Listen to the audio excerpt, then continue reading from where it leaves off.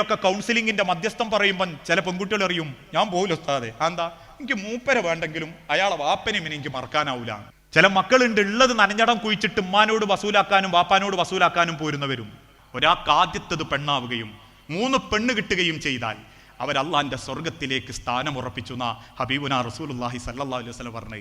അത്ര ഈ മാളിടത്തിലേക്കൊന്നും കൊടുക്കണ്ടട്ടോ. നമ്മളെ കുട്ടിക്ക് ഒരു സ്വാതന്ത്ര്യം ഉണ്ടാവില്ല. നമ്മൾ ആഗ്രഹിക്കുന്ന സ്വാതന്ത്ര്യം എന്താ? അരമുതൽ തായോട്ട് കീറുന്ന ചുരിദാറ്, ഇടക്കിടക്ക് സിനിമ, നാട്ടിലുള്ള തുള്ളല്, എല്ലാ ഗാനമേളയിലും പോകണം. ഈഗോയും പത്രാസും പവറും കാണിച്ചിട്ട് നാട്ടിൽ മുഴുവനും മക്കളെ കുറ്റവും പറഞ്ഞു നടന്ന് അവസാനം മൂലക്കായി എന്ന് തോന്നുമ്പോൾ പിന്നെ എനിക്ക് കിട്ടേണ്ടത് കിട്ടണമെന്ന് വാശി പിടിക്കുന്ന മാതാക്കളല്ല അല്ലാഹു പറഞ്ഞ വലിയ മാതാപിതാക്കള്. ഇസ്ലാം ഉണ്ടാക്കാനും ദീൻ ഉണ്ടാക്കാനും പരക്കം പായും. വാപ്പനെയും ഇവനെയും നോക്കാൻ നേരം കിട്ടൂല.